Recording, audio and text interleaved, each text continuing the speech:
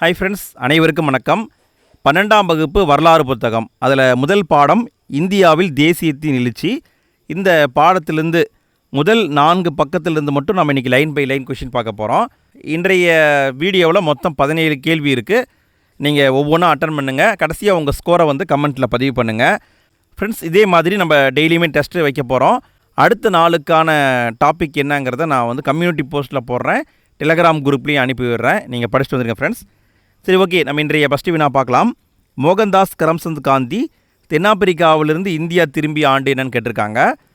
காந்தியடிகள் தென்னாப்பிரிக்காவிலிருந்து இந்தியா திரும்பிய ஆண்டு 1915 என்பது கரெக்டு. 1914 முதல் உலகப் போர் ஆரம்பிச்சிருக்கோம். அதனால தான் அவர் இந்தியாவுக்கு வந்திருப்பார்.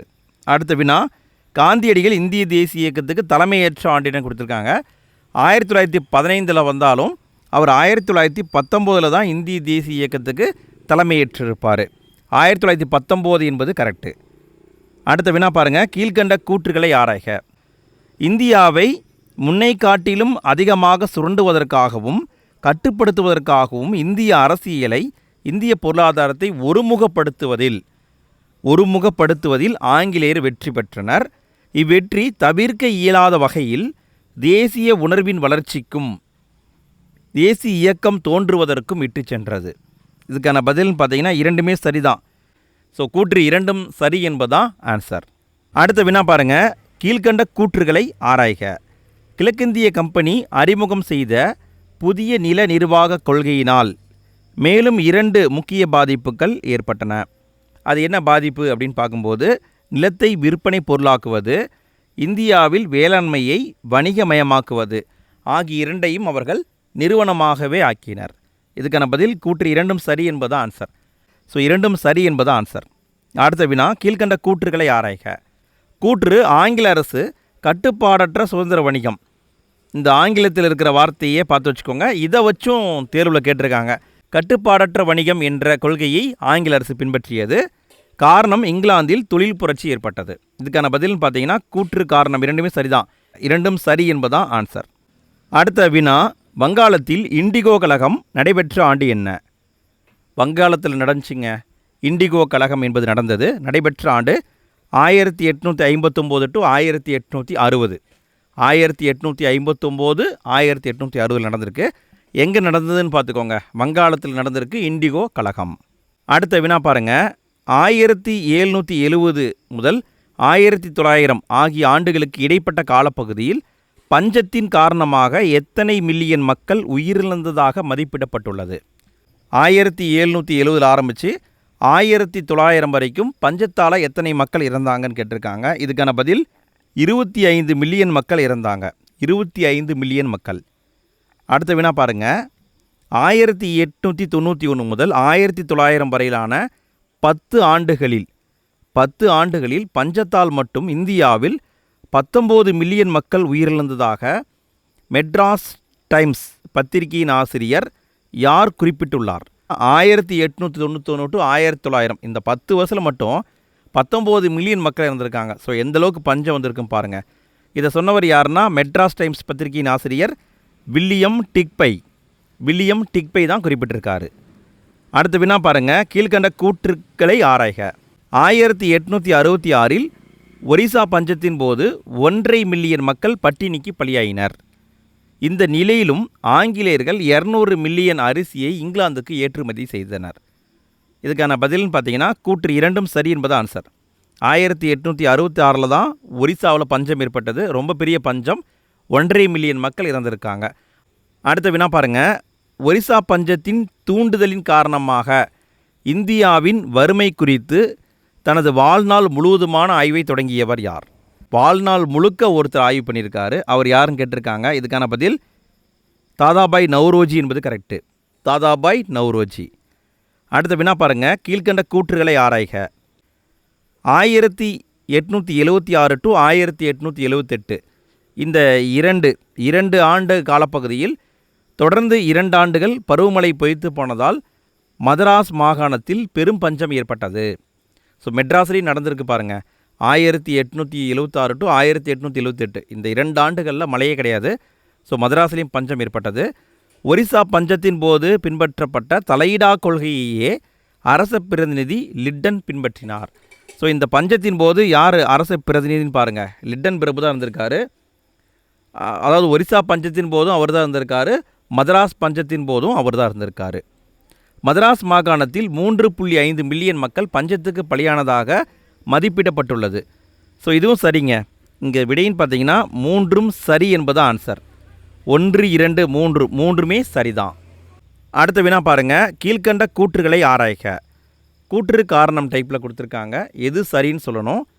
கூற்று இந்தியர்கள் ஒப்பந்த கூலி தொழிலாளர்களாக சிலோன்னா Sri Lanka, Mauritius, Fiji, Malaya, Caribbean தீவுகள், தென்னாப்பிரிக்கா போன்ற பகுதிகளுக்கு அனுப்பப்பட்டனர். காரணம் பெருந்தோட்ட பயிர்களான காஃபி, தேயிலை, கரும்பு ஆகியன அறிமுகமான பொழுது அந்த தோட்டங்களில் வேலை செய்ய பெரும் எண்ணிக்கையிலான தொழிலாளர்கள் தேவைப்பட்டனர். கூற்று காரணம் இரண்டும் சரி என்பது ஆன்சர். கூற்றும் காரணமும் சரி. அடுத்த வினா பாருங்கள், கீழ்கண்ட கூற்றுகளை ஆராய்க. இங்கே பார்த்தீங்கன்னா 4 பாயிண்ட் இருக்குது. எது சரின்னு கண்டுபிடிக்கணும். 1815 சிலோன் ஆளுநர் மதராஸ் மாகாண ஆளுநருக்கு எழுதிய கடிதத்தில் பெருந்தோட்டங்களில் வேலை செய்ய கூலிகளை அனுப்பி வைக்க கேட்டுக்கொண்டார். 1815 சிலோனில் இருக்கிற ஆங்கில ஆளுநர் மதராஸ் ஆளுநருக்கு லெட்டர் போடுறாரு, வேலை செய்ய கூலி ஆட்கள் தேவைப்படுறாங்க, நீங்கள் அனுப்பி வைங்க அப்படின்னு கேட்குறாரு. இது கரெக்டு. மதராஸ் மாகாண ஆளுநர் இந்த கடிதத்தை மேல் நடவடிக்கைக்காக தஞ்சாவூர் மாவட்ட ஆட்சியருக்கு அனுப்பி வைத்தார். ஸோ அவர் தஞ்சாவூருக்கு அனுப்பியிருக்காருங்க. மக்கள் தங்கள் நிலத்தின் மீது அதிக பற்று கொண்டிருப்பதால் ஊக்கத்தொகை ஏதேனும் வழங்காமல் அம்மக்களை அவர்களின் சொந்த மண்ணிலிருந்து நகரச் செய்வது சிரமம் என தஞ்சை மாவட்ட ஆட்சியர் தெரிவித்தார்.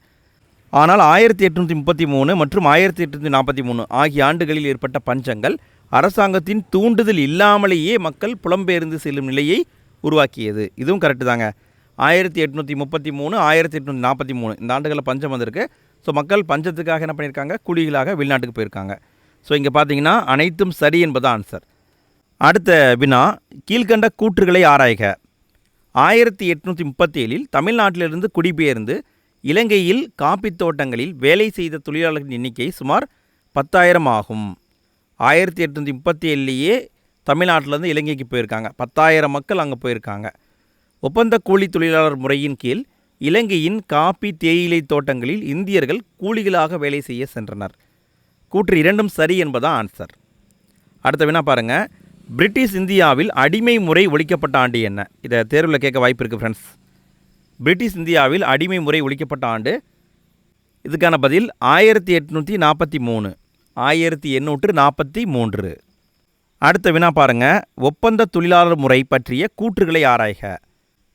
உழைப்புடன் கூடிய கடுங்காவல் தண்டனை முறையின் கீழ் தொழிலாளர்கள் 10 வருட காலத்திற்கு ஒப்பந்தம் செய்யப்பட்டனர். ஸோ இந்த பாயிண்ட் தவறுங்க. உழைப்பு ப்ளஸ் கடுங்காவல் தண்டனை உண்டு, சரிங்களா? ஆனால் 5 வருட காலத்துக்கு மட்டும் தான் கூட்டிகிட்டு போயிருப்பாங்க. ஸோ இந்த பாயிண்ட்டு தவறு. இறுதியில் அவர்கள் குறைந்த அளவு கூலியை பெற்றுக்கொண்டு வீடு திரும்பலாம், இது கரெக்டு. இது அடிமை தொழிலை விடவும் மேலானதாக இருந்தது அப்படிங்கிறது தவறு. அடிமை தொழிலை விட மோசமாக அமைந்தது. மோசம் அப்படின்னு தான் சொல்லணும். அடிமையாக போகிறத விட இது ரொம்ப மோசமாக இருந்திருக்கு. வறுமையில் வாடிய ஏழை தொழிலாளர்களை சூழ்ச்சியின் மூலமோ அல்லது கடத்தியோ கொண்டு வர அரசு தனது முகவர்களை, அதாவது கண்காணிகளை அனுமதித்தது. இதுவும் கரெக்டுங்க. அப்போ இங்கே பார்த்தீங்கன்னா ஃபஸ்ட்டு பாயிண்ட்டும் 3வது பாயிண்ட்டும் தவறு. இங்கே ஆப்ஷன் தவறாக கொடுக்கப்பட்டிருக்கு. இங்கே சரின்னு பார்த்தீங்கன்னா 2வது பாயிண்ட்டும் 4வது பாயிண்ட்டு தான் சரி. 2, 4 சரி என்பதான் ஆன்சர். அடுத்த வினா பாருங்கள், கடைசி வினா ஃப்ரெண்ட்ஸ். இதோட வீடியோ முடியுதுங்க. நாளைக்கு 4 பக்கம் மட்டும் தான் டெஸ்ட் இருக்குது. அது என்னங்கிறத நான் டெலகிராம் குரூப்பில் அனுப்பி விடுறேன். நீங்கள் இன்னும் ஜாயின் பண்ணலைன்னா ஃபஸ்ட்டு கமெண்ட்டில் டெலகிராம் குரூப் லிங்க் இருக்குது, ஜாயின் பண்ணிக்கோங்க. சரி, கடைசி கேள்வியை பாருங்கள், கீழ்கண்ட கூற்றுகளை ஆராய்க. கூற்று 1856, 1857 கல்கத்தாவிலிருந்து ட்ரினிடாட் சென்ற கப்பலில், கல்கத்தாவிலிருந்து ட்ரினிடாட் அப்படிங்கிற இடத்துக்கு ஒரு கப்பல் போகுது. அந்த கப்பலில் ஒப்பந்த கூலி தொழிலாளர்கள் அனுப்பி வைக்கப்பட்டனர். இது கரெக்டுங்க. காரணம், இலங்கைக்கு மட்டுமல்லாது ஏனைய ஆங்கிலேய காலனிகளான மொரீசியஸ், நீரிணை குடியேற்றங்கள், கரிபியன் தீவுகள், ட்ரினிடாட், பிஜி தீவு, தென்னாப்பிரிக்கா போன்ற இடங்களுக்கும் ஒப்பந்த கூலி தொழிலாளர்களாக குடிபெயர்ந்து செல்ல இந்தியர்கள் விருப்பம் தெரிவித்தனர். ஸோ இதுவும் கரெக்டு தாங்க. அதனால் என்ன பண்ணியிருக்காங்கன்னா ட்ரினிடாட் போயிருக்காங்க. ஸோ இரண்டும் சரி. கூற்று காரணம் சரி என்பது ஆன்சர். ஃப்ரெண்ட்ஸ், நம்ம இன்றைய வீடியோவில் மொத்தம் 17 கேள்வியை பார்த்துருக்கோம். இந்த 17 கேள்வியில் உங்களுக்கு எத்தனை கேள்விக்கு ஆன்சர் தெரிஞ்சது அப்படிங்கிறத மறக்காமல் கமெண்ட்டில் பதிவு பண்ணுங்கள். எங்கே கேர்லெஸ் மிஸ்டேக் பண்ணீங்க அப்படிங்கிறதையும் கமெண்ட்டில் பதிவு பண்ணுங்கள். ஃப்ரெண்ட்ஸ், இதே மாதிரி நாளைக்கும் டெஸ்ட் நடக்கும். நாளைக்கு டெஸ்ட்டுக்கான டாப்பிக்கை நான் டெலகிராம் குரூப்பில் அனுப்புகிறேன், கம்யூனிட்டி போஸ்ட்லேயும் போடுறேன். படிச்சுட்டு வந்துடுங்க ஃப்ரெண்ட்ஸ். நாளைக்கு இரவு 10 மணிக்கு நம்ம மீண்டும் சந்திப்போம். அனைவருக்கும் நன்றி.